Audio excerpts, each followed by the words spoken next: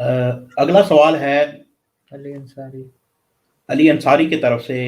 भाई, बीमारी की हालत में बिस्तर से उतरने की ताकत ना हो तो वुजू और नमाज कैसे पढ़ें?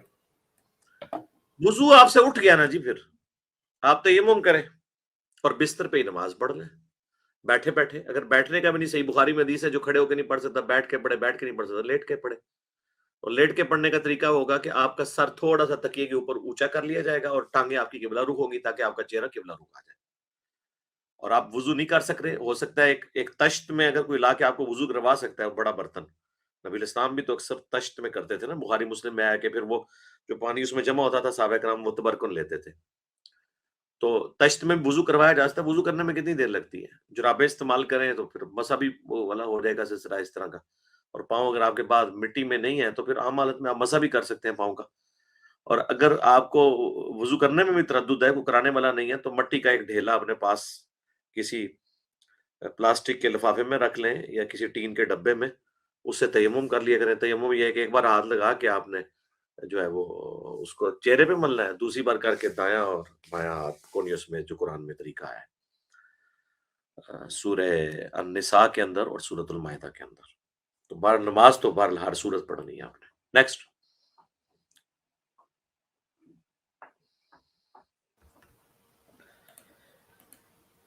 अली भाई नेक्स्ट क्वेश्चन मोहम्मद हसन भाई की तरफ से है। वो कहते हैं, अली भाई मेरा सवाल ये है कि आपकी वीडियो मैंने सुनी है उस और बाय मिस्टेक मैंने सुबह उठकर बगैर पाँव धोए हुए इसी तरह ही जुराबों पर मसा किया। इस तरह 5 दिन तक तकरीबन नमाज पढ़ी, तो अब क्या होगा? ये 5 दिन तक तो मसा होता ही नहीं है। मसा तो होता है मुसाफिर के लिए, सही मुस्लिम में है 3 दिन और 3 रात, और मुकीम के लिए 1 दिन और 1 रात। तो 5 दिन तक तो आपने अगर वो वुजू पाँव करके भी पहना होता है तो आपने गलत काम किया है। 5 दिन तक तो होता ही नहीं है। आप मेरा जुराबों और मोज़ों पे मसे वाला वो देख लें क्लिप, उसमें तो 3 दिन है ना, वो भी मुसाफिर के लिए। आप मुकीम है तो 1 दिन 1 रात से ज्यादा आप नहीं कर सकते।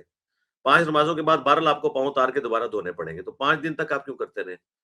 तो ज़ाहिर है वो नमाजें आप लौटाएं दोबारा से, फर्ज उनके पूरे करें। नेक्स्ट।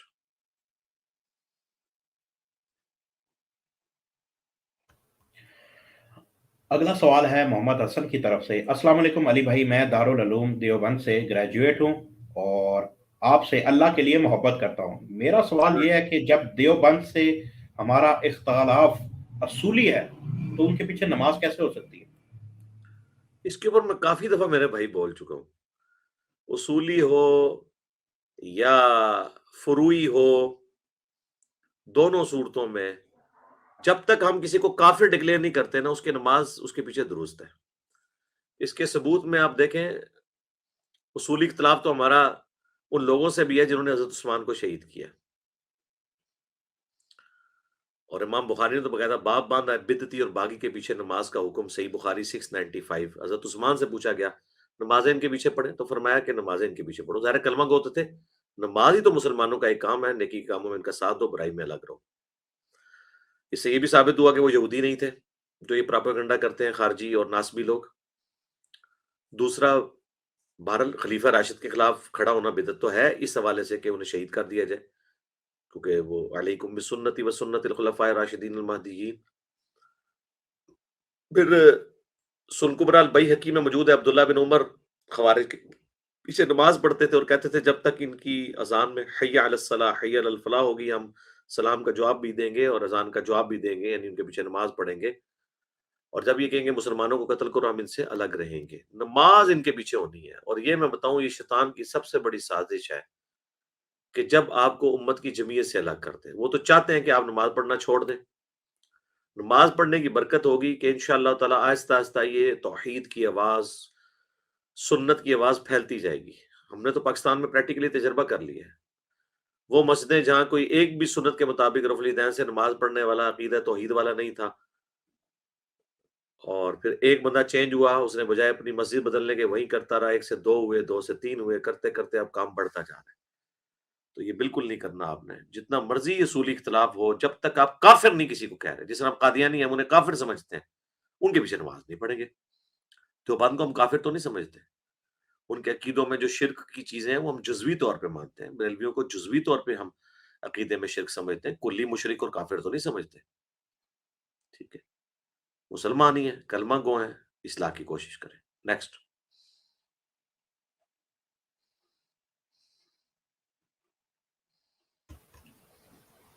نیکسٹ کوشچن ہے ملک ابو سلمان کی طرف سے. بھائی کیا نماز جنازہ میں جوتے اتار کر پیر ان کے اوپر رکھتے ہیں؟ مقامی امام زبردست تاکید کرتے ہیں. اس لیے کرتے ہیں کہ ہم گونگے شیطان ہیں. مقامی امام سے پوچھیں کہ ظالم آدمی، جب میں نے جوتی اتار کے جوتے کے اوپر کھڑا ہو گیا تو اینڈ رزلٹ تو یہ ہے کہ میں جوتی کے اوپر کھڑا ہوں. تو تجھے جوتی سے مسئلہ کیا ہے؟ یا تو نا جوتیاں اتار کے سائڈ پہ کر کے ننگے پاؤں کھڑا کروائیں، پھر تو بات ٹھیک ہے. صحیح بخاری میں موجود ہے، نبی اسلام نے جوتی سمیت نماز پڑھی ہے، جوتی میں نماز درست ہے. جوتی پاک ہی ہوتی ہے کیونکہ مٹی کے ساتھ اس کا تیمم ہوتا رہتا ہے زمین کے ساتھ، الا یہ کہ کنفرم کوئی نجاست لگی ہو وہ آپ نے دور کرنی ہے. پنجابی میں ایک محاورہ ہے کہ لخت وشکاری ہے، یعنی کمر تو درمیان میں ہی رہتی ہے، چاہے آپ سرانے کی طرف سر رکھیں یا پاؤں والی سائڈ پہ. تو چاہے آپ جوتی کے اندر پاؤں رکھیں یا جوتی اتار کے جوتی کے اوپر کھڑے ہو جائیں اس کے اوپر والے حصے پہ، اینڈ رزلٹ یہ ہے کہ آپ جوتی کے اوپر ہی کھڑے ہیں نا. تو یہ خام کا جذباتی باتیں، ان بیچاروں کو تو پتہ نہیں. ہم تو کہتے ہیں جوتی سمیت آپ ایسی مسجد میں بھی چلے جائیں جہاں پہ قالین نہ ہو اور سادہ فرش ہو مٹی والا، جس طرح کہ نبی الاسلام کے زمانے میں ہوتا تھا. تو نبی الاسلام تو ڈائریکٹ نیکڈ زمین میں جوتی سمیت نماز پڑھی ہے، اس میں کیا مسئلہ ہے؟ تو نماز جنازہ بھی ہو جائے گی. نیکسٹ.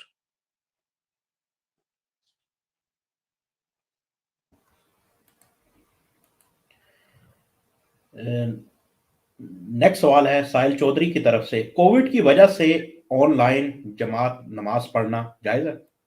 اور ڈرامہ ہے جی، اس طرح آن لائن ہوتی ہیں جماعتیں میرے بھائی. یہ تو مطلب وہ تو پورا ایک اس کے لیے شرائط ہیں. صف کا سیدھا ہونا ضروری ہے. بخاری مسلم میں حدیث ہے، صف جو ہے وہ نبی السلام سیدھی کرواتے تھے. بخاری میں ہے کہ صف سیدھی کرو، یہ نماز کا حصہ ہے. تو آن لائن نماز نہیں ہوگی. اگر آپ آن لائن سے مراد یہ لے رہے ہیں کہ مسجد کے صحن میں ہے آپ اور اسپیکر کی آواز وہاں پہ آ رہی بھی تو ٹھیک ہے، لیکن اپنے گھروں کے اندر تو نہیں ہوگی نماز. تو آپ کو تو اللہ نے اس سے بڑی آسانی دی ہوئی ہے نا کہ آپ جب شرعی عذر ہے تو آپ گھر ویسے ہی نماز پڑھ سکتے ہیں، گھر میں اپنی جماعت کرائیں نا، مسجد کے ساتھ آن لائن نہیں ہوگا. یہ ابھی فراڈ ہے، اس طریقے سے تو نہیں معاملات ہوتے. نیکسٹ. نیکسٹ کوشچن میرے بھائی احمد صاحب کی طرف سے. وہ پوچھتے ہیں علی بھائی میرا ایک فرینڈ کہتا ہے کہ حضرت عثمان رضی اللہ تعالیٰ عنہ حضرت مالک اشتر رضی اللہ عنہ نے قتل کیا اور حضرت علی علیہ السلام کو اس بات کا پتہ تھا، بٹ مولا علی علیہ السلام نے حضرت مالک اشتر رضی اللہ تعالیٰ عنہ کو اپنے پاس رکھا. ہاں تو آگے حدیث نمبر بخاری کا، مسلم کا، ابو داؤد ترمذی کا وہ نہیں انہوں نے دیا. کہانی ہے یہ، بنو میاں کی گھڑی ہوئی کہانی ہے. مخالفین میں ضرور تھے، قاتلین میں نہیں ہے. نیکسٹ. مالک اشتر میں میری ویڈیو دیکھ لیں، وہ والا دے نا کہ یہ حدیث کی کتاب میں لکھا ہوا ہے. تاریخ میں دے گا تو پھر ہم بتائیں گے کہ قاتل کون ہے. قاتل وہ ہے جو بعد میں بینیفیشری ہیں. اس ٹائم تو جناب کوئی آیا نہیں حضرت عثمان کو بچانے کے لیے. جب شہید ہو گئے تو سارے کے سارے خلاف وہ شہادت کا قصاص لینے کے لیے آ گئے. تو تاڑ میں ہی بیٹھے ہوئے تھے نا، چھوڑ دیں. نیکسٹ.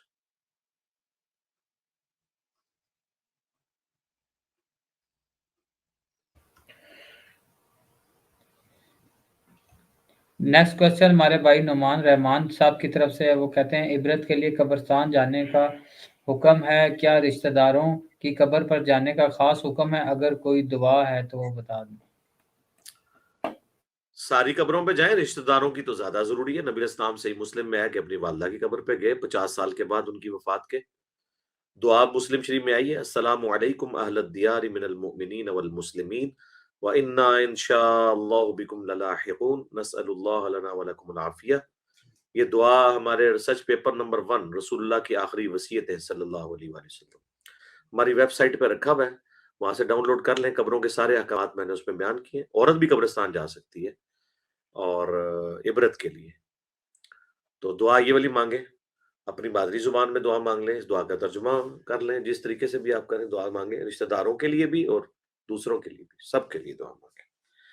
قرآن میں حکم ہے ربنا اغفر لنا ولاخواننا الذین سبقونا بالایمان. اہل ایمان کی نشانی ہے کہ اپنے سے پہلے مرے ہوئے لوگوں کے لیے دعا کرتے ہیں. اور اس کے لیے قبر پہ جانا ضروری بھی نہیں، قبر پہ جانا بہتر ہے، لیکن یہاں سے بیٹھ کے بھی دعا ہو سکتی ہے. قبر پہ جانا ہے آخرت کی یاد کے لیے، جو صحیح مسلم میں حدیث ہے، عبرت کے لیے. نیکسٹ.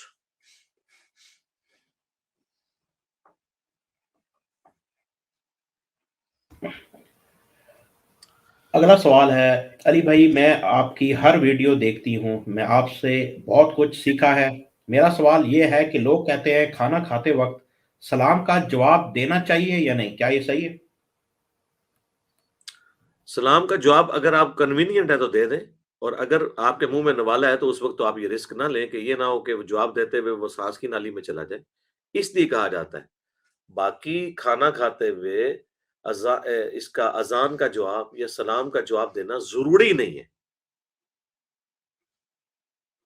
اسی طریقے سے سنن ابی داؤد میں حدیث ہے، نبی علیہ السلام کے زمانے میں یعنی جب کوئی نماز پڑھ رہا ہوتا تھا اور کوئی آگے سلام کرتا تھا تو نبی علیہ السلام ہاتھ کے اشارے سے صحابہ کرام جواب دیا کرتے تھے۔ جواب ہوتا تھا زبان سے نہیں، ہاتھ کے اشارے سے۔ اس طریقے سے اگر آپ کھانا کھا رہے ہیں بس ہاتھ کے اشارے سے کرتے کافی ہے، اور اگر آپ اس وقت ریلیکس ہیں کھانے کے دوران اور وہ لقمہ حلق میں نہیں پھنس رہا تو آپ جواب بھی دے سکتے ہیں، منع کہیں پہ نہیں ہے، ضروری نہیں ہے، چونکہ وہ شرعی عذر ہے نا، اس وقت تو آپ کھانا کھا رہے ہیں۔ اور جب ایک مجلس میں کوئی باہر سے آتا ہے اور 15-20 بندے ہیں، ان میں سے کسی ایک نے بھی سلام کا جواب دے دیا وہ کافی ہے۔ سلام کے احکامات کے اوپر میری ڈیٹیل ویڈیوز ریکارڈ ہیں، اس میں ہر اینگل سے کور کیا میں نے۔ غیر مسلم کو سلام کرنا، عورت کا مرد کو کرنا، مرد کا عورت کو کرنا، پیدل کا سوار کو، سوار کا پیدل کو، کھانا کھاتے ہوئے، نماز پڑھتے ہوئے، یہ ساری چیزیں آپ لیکن السلام کے صحیح احکام و مسائل تو وہ آ جائے گی ویڈیو۔ نیکسٹ۔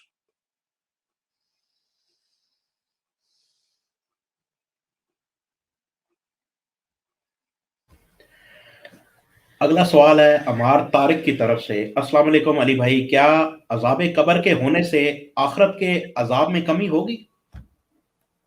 عذاب قبر تو الگ سے ہے، آخرت کا عذاب الگ سے ہے۔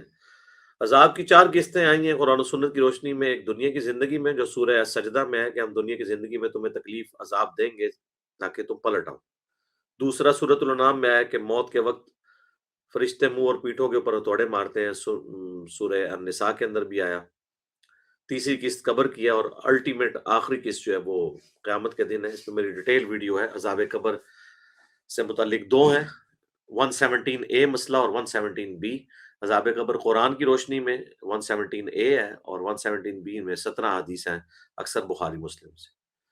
تو وہ اپنے اپنے حصے کی قسط وہاں ہونی ہے۔ اس کی بجائے سوال یہ ہونا چاہیے تھا کہ بچیں کیسے؟ بھائی وہ کام کریں جس سے آپ عذاب سے بچ جائیں۔ رات کو سورۃ الملک پڑھ کے سوئیں، نمازوں میں بندی رکھیں، حلال و حرام کی تمیز کریں، انشاءاللہ تعالی۔ ہم نے ضرور ہے یہ رسک لینا ہے، ہمیں تو یہ ہونا چاہیے کہ بھائی بچ کے رہیں، بس بچ جائیں۔ نیکسٹ۔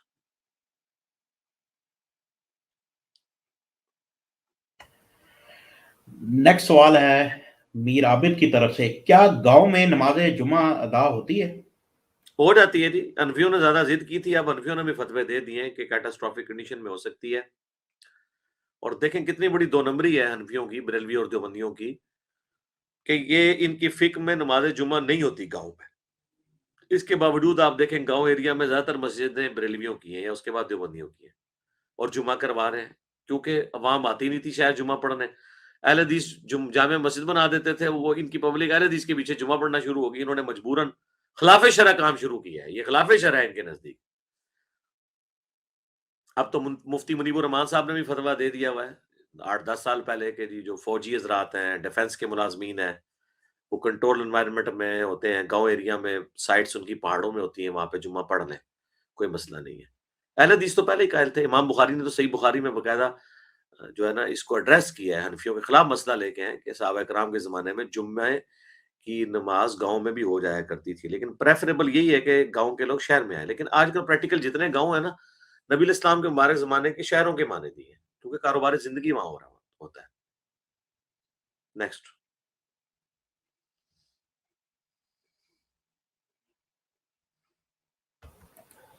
جی علی بھائی، نیکسٹ کوشچن فری کشمیر کی طرف سے ہے، وہ کہتے ہیں جی کاغذ کے پرزے والی حدیث کا مصداق تو ہر مسلمان ہو سکتا ہے، اگرچہ گناہگار ہو، تو پھر کن لوگوں کے میزان میں گناہ زیادہ ہو جائیں گے؟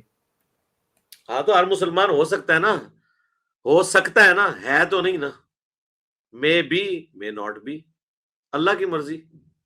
تو آپ نے ضروری اس پرزے کے پیچھے ہی جانا ہے یا بریک ایون پوائنٹ پہ جانا ہے؟ ہم کیوں نہ اس طرف جائیں کہ ہماری نیکیاں ہمارے گناہوں پر سبقت لے جائیں، اور اس سے بڑھ کے ہم بغیر حساب و کتاب کی جنت میں جائیں۔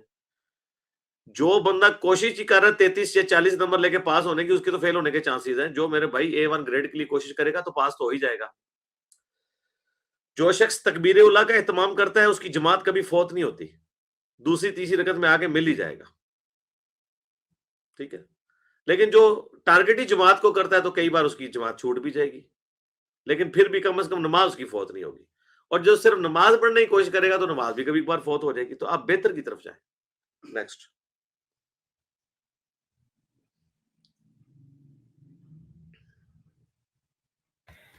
نیکسٹ سوال ہے، امپورٹنٹ ہے. کیا نماز جنازہ پڑھانے کے لیے داڑھی ہونا لازمی ہے؟ اور کیا نماز جنازہ پڑھانے والے کی عمر کتنی ہونی چاہیے؟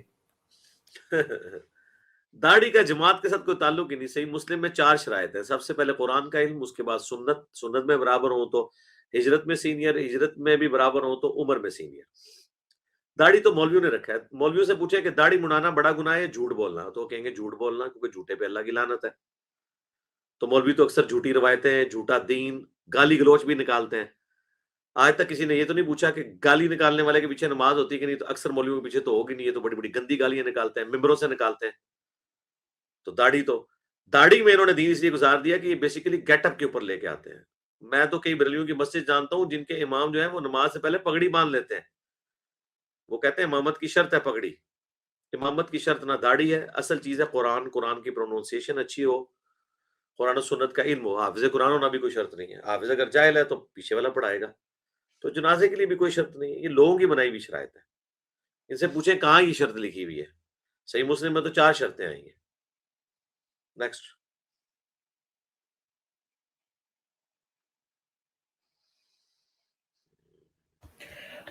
اگلا سوال ہے، علی بھائی اگر آدمی بیمار ہو اور اس کو پیشاب کا بیگ لگا ہو تو نماز ہو جائے گی؟ ہاں ہو جائے گی. ایک نماز کے لیے ایک وضو کر لے کافی ہے. اس دوران اس کا پیشاب نکلتا رہے، یا ایون بڑے پیشاب کے لیے بھی بیگ لگے ہوئے ہوتے ہیں تو ٹھیک ہے، اس کی نماز ہو جائے گی، کوئی ایشو نہیں ہے.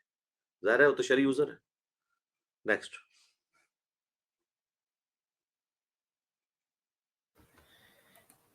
نیکسٹ کوشچن محمد حسان صاحب کی طرف سے. وہ کہتے ہیں کہ مشکات المصابیح میں صحابہ کرام سے بہت ساری کرامتیں ثابت ہیں جو کہ عقل اور سائنس کے خلاف ہیں. اس کے بارے میں آپ کا کیا موقف ہے؟ بہت ساری کدھر ہیں یار. مشکات منو پہ دس دو. مشکات کتنے 2 کے 2.5 صفحے نے کرامتاں دے ہوتے ہیں. بہت ساری کہاں سے آ گئی ہیں. پریکٹیکلی کوئی چیز لے کے آئیں. وہ ایک شعر والی ہے، وہ بھی روایت کمزور ہے، نیچے اس کا حکم پڑھ لیں، ضعیف روایت ہے. ٹھیک ہے نا. جو صحیح ہے وہ تو دعا کی، تو دعا سائنس کا دعا سے کیا لینا دینا. دعا جب اللہ تعالیٰ کسی کے لیے قبول کر لے، کر کے تو کسی نے بھی نہیں کچھ دکھایا ہوا اس میں. یا ساریت الجبل والی روایت ہے، وہ بھی کمزور ہے. تو کافی ساری. کوئی نہیں میرے بھائی، یہ تو نہ کریں. کرامت کے اوپر میری ویڈیو دیکھ لیں. نیکسٹ.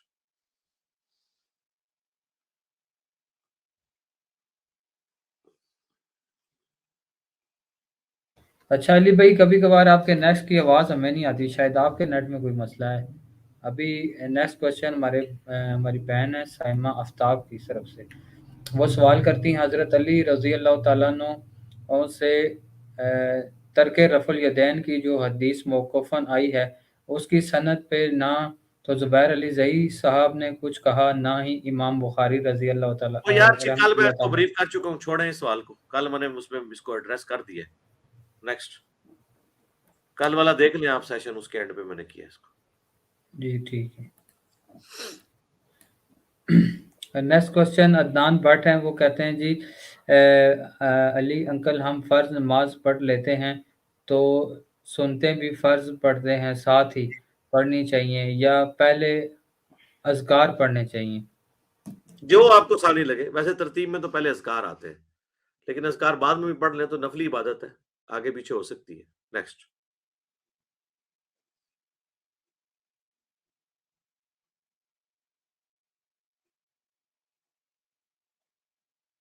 نیکسٹ کوشچن احمد بھائی کی طرف سے ہے. میں بہت پریشان ہوں، پلیز میرا جواب دے دیں. میں ایک طلاق لکھ کر بھیجی تھی، میں پوسٹ آفس جمع کروا کے گھر آیا تو میری وائف آ چکی تھی. اس کے 3 دن بعد ان کے گھر پہنچا وہ پیپر. تو کیا طلاق مطلب ہو جائے گی؟ طلاق تو جس وقت آپ نے لکھی تھی اسی وقت ہو گئی تھی. پیپر چاہے راستے میں ضائع ہو جاتا، اس کو آگ لگ جاتی، اس سے کوئی فرق نہیں پڑتا. ایک طلاق ہو چکی ہے، اگر آپ اب رجوع کرنا چاہتے ہیں تو آپ رجوع کر سکتے ہیں 90 دن کے اندر اندر، اور اگر 90 دن سے زیادہ گزر گئے تو آپ کو پھر نیا نکاح اور نئے حق مہر کے ساتھ ان کے ساتھ نکاح کرنا ہوگا۔ تو رجوع کرنا چاہ رہے ہیں، پہلی تو بات ہے یہ طلاق والا کام چھوڑ دے یار، خدا کے لیے وہ ڈرے اللہ سے یار۔ یہ کوئی مردانگی ہے کہ بیویوں کو بات بات کے اوپر طلاق دے دینا؟ طلاق کا لفظ تو آپ کی زبان پہ نہیں آنا چاہیے۔ ترمذی ابو داؤد میں حدیث ہے، اللہ کو سب سے ناپسند چیز جو ہے نا وہ طلاق ہے حلال چیزوں میں۔ حلال اس لیے کہ ایز اے لاسٹ ریزارٹ کبھی ضرورت پڑ جائے، اور پوری سوچ سمجھ کے۔ صحیح مسلم میں حدیث ہے، شیطان کا تخت پانیوں پہ ہے، رات کے وقت آ کے اس کو، شام کے وقت جب اس کے چیلے بتاتے ہیں ہم نے یہ گناہ کروایا، تو وہ خوش نہیں ہوتا۔ جو کہتا ہے نا میں نے میاں بیوی میں طلاق کرائی، وہ اس کو گلے لگا کے ملتا ہے کہ اصل کال تو نے کیا ہے۔ ظاہر ہے بچوں کا بعد میں کیا بنے گا؟ یہ بدماشیاں چھوڑ دیں مرد حضرات، میں اسپیسیفکلی احمد بھائی کے لیے بات نہیں کر رہا، اپنے لیے بھی کر رہا ہوں، آپ لوگوں کے لیے بھی کر رہا ہوں۔ خدا کے لیے طلاق کا لفظ آپ اسی طرح سمجھیں جس طرح کفر و شرک ہے۔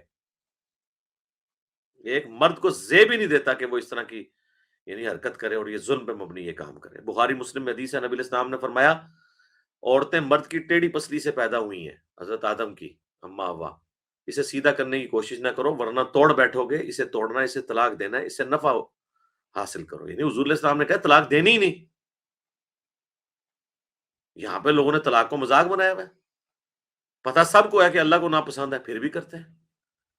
اور یہ کون سی مطلب یہ تکلیف، یعنی اس طریقے سے اپنے آپ کو تکلیف میں ڈالنا، بچوں کو تکلیف میں ڈالنا، جس طرح بعض اپنی بیویوں کو مارتے ہیں، یہ کون سی بات رہی ہے؟ مرد کو پھر مرد بننا چاہیے نا، وہ کہتے ہیں نا مرد کو درد نہیں ہوتا، تو پھر درد نہیں ہونا چاہیے نا، خالی ڈائلاگ بولنے کے لیے تو نہ ہونا، صبر کرے۔ آپ کو اللہ نے طلاق کا اختیار اس لیے دیا تھا کہ عورت کا ٹیمپرامنٹ جلدی لوز ہوتا ہے، وہ تو شاید پہلے دن ہی آپ کو فارغ کر دیتی بیوقوفی کی وجہ سے، لیکن آپ کو اللہ نے جب اختیار دیا تو پھر اس کا اپنا اس کا حق ادا کریں۔ نیکسٹ۔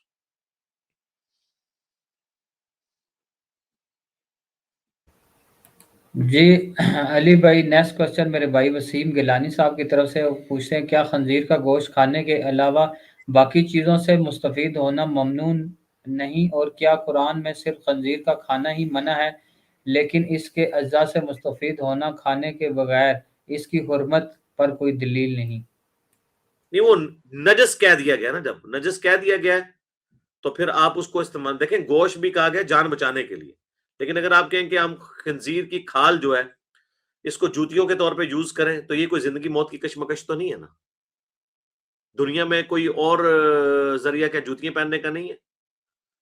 زیادہ تر تو چمڑا استعمال ہو رہا ہے، دوسرا بکری کا، گائے کا، اونٹ کا۔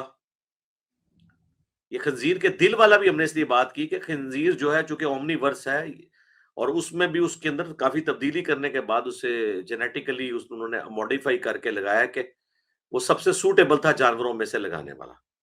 اگر کہیں اور کوئی کسی اور جانور کا لگ سکتا ہے تو پریفریبلی وہی لگانا چاہیے، لیکن وہ تو معاملہ ہے زندگی موت کی کشمکش کا۔ عام حالت میں جو نجس جب کہہ دیا کہ یہ نجس ہے تو پھر بات ختم ہو گئی۔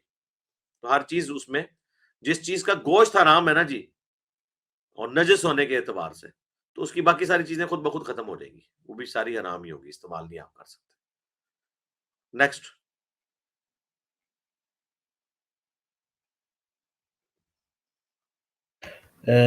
نیکسٹ سوال ہے، السلام علیکم علی بھائی، میرے جسم پر پیپ کے دانے نکلتے ہیں، پتہ نہیں چلتا، اس سے خون نکل آتا ہے، کیا اس میں نماز ہو جاتی ہے؟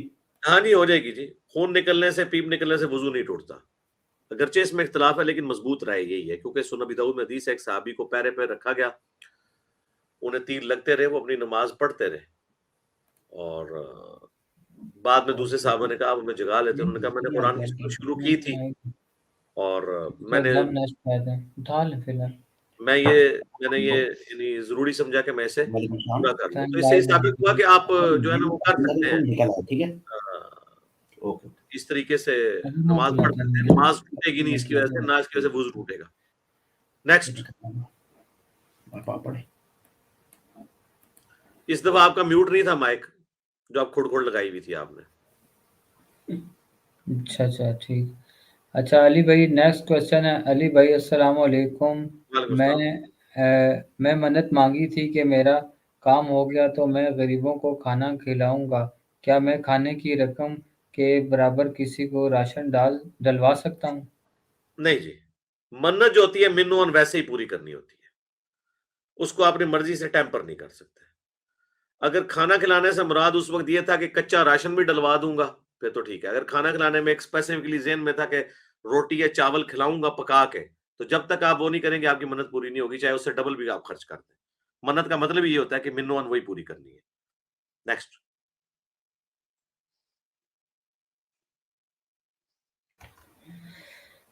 علی بھائی نیکسٹ کوشچن ہے وہ صالح صاحب کی طرف سے، وہ کہتے ہیں کہ سلام، کبھی سیدنا علی رضی اللہ تعالیٰ عنہ نے صحیح بخاری کے حدیث 2812 کو اپنے حق پر ہونے کی دلیل کے طور پر کیوں نہیں پیش کیا؟ یہ غامدی صاحب کی چھوٹی بھی چڑول ہے، اس پہ میں اگر پھر اب شروع ہو گیا نا تو پھر بات بڑی دور تک چلی جائے گی۔ تو پھکی مجھ سے لیں کہ حضرت ابوبکر صدیق رضی اللہ تعالیٰ عنہ نے سقیفہ بنی ساعدہ میں، جو بخاری مسلم میں آیا ہے، کیٹاسٹرافک کنڈیشن میں جب ان کی بیعت کر لی گئی، اس وقت کیا ہوا تھا؟ غامدی صاحب ان کے شاگردوں کے لیے پھکی ہے، ٹھیک ہے، انشاءاللہ ان کی طبیعت صاف ہو جائے گی، میں اس لیول پہ اترنا نہیں چاہتا تھا۔ بخاری مسلم دونوں میں موجود ہے، سقیفہ بنی ساعدہ کے اندر حضرت ابوبکر صدیق نے جب تقریر کی کہ چونکہ نبی علیہ السلام ہم قریش میں سے تھے لہذا خلیفہ قریش میں سے ہوگا، تو یہ عمر اور ابو عبیدہ ابن جرح کھڑے ہیں، ان دونوں میں سے ایک کو خلیفہ چن لو۔ تو میں سنیوں سے پوچھوں گا حضرت ابوبکر صدیق نے اس وقت کیوں نہیں کہا کہ مجھے حضور نے مسلح پہ کھڑا کیا تھا اپنے بیماری کے دنوں میں، لہٰذا یہ اشارہ ہے اس بات کی طرف کہ میں نے خلیفہ بننا ہے، اپنے حق میں خلافت کی دلیل کیوں نہیں پیش کیا انہوں نے اس وقت؟ نان سینس باتیں کرنا، ہماری زبان کھلائیں آپ خدا کے لیے۔ نبی علیہ السلام نے کوئی بات کی، اب ہمیں نٹی گریٹیز تو رپورٹ نہیں ہوئی ہیں کہ حضرت علی نے کیا کچھ نہیں کیا اس وقت، ٹھیک ہے، جب نبی علیہ السلام کی حدیث پہنچ گئی تو بات ختم ہو گئی۔ باقی اس کے اوپر حدیث عمار سے کیوں بھاگتے ہو، میری ویڈیو دیکھ لیں، میں نے بات کی۔ بات یہ جس نے بھی سوال کیا نا وہ ان تک میری یہ پھکی پہنچا دے کہ آپ لوگ بھی جو جو کلیم کیے ہوئے ہیں نا، تو ان باتوں پہ میں کہوں گا کہ وہ کہاں کہاں انہوں نے دلیل کے طور پہ پیش کیا ہے کہ نہیں پیش کیا۔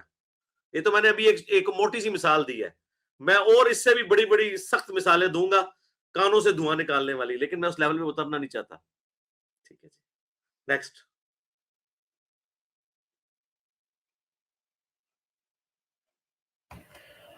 اگلا سوال ہے غنزمفر غفار کی طرف سے، کیا مسلمانوں کی دی ہوئی زکوٰۃ غیر مسلم پہ خرچ ہو سکتی ہے؟ اور کیا غیر مسلم جو چیریٹی کرتے ہیں وہ رقم مسلمانوں پہ ہو سکتی ہے؟ اگر ہاں تو پلیز حوالہ دے کے بتا دیجیے۔ لیکن یہ زکوٰۃ اسپیسیفکلی جب تک مسلمان غریب موجود ہیں تو کسی غیر مسلم پہ تو آپ بیت المال میں سے نہیں لگا سکتے۔ ہاں اگر مسلمانوں کی غربت ختم کر دی ہے آپ نے اور وہاں پہ کوئی غیر مسلم ہے تو تلیف قلب کے لیے ان کو زکوٰۃ میں سے دیا جا سکتا ہے، اس کے اوپر سب کا اتفاق ہے، اس میں کوئی ایسا مسئلہ نہیں۔ اور وائس ورثہ بھی درست ہے، غیر مسلموں والا وہ تو ہم لے کے کھا رہے ہیں، سارے سرکاری ملازمین IMF سے قرضہ لے کے کھا رہے ہیں، اور باقی ہم چندے تو آتے ہیں، کووڈ کے اوپر بھی آئیے، سب کچھ ہے۔ اصل مسئلہ ہے کہ پرائورٹی مسلمانوں کے بیت المال پہ حق پہلا مسلمانوں کا ہے۔ ابھی مسلمان غربت سے مر رہے ہیں اور آپ کہہ رہے ہیں ہم نے غیر مسلموں کے اوپر لگانا ہے، غیر مسلموں کے لیے علیحدہ سے فنڈ قائم کریں، جس طرح گورنمنٹ جب صحت کی فیسلٹیز دے رہی ہے تو غیر مسلموں کو بھی دے، ان کا بھی حق ہے، لیکن اسپیسیفکلی جو مسلمانوں کی عبادت کی ایک رقم یعنی زکوٰۃ والی ہے، یہ اسپیسیفکلی مسلمانوں کے اوپر ہی لگنی چاہیے۔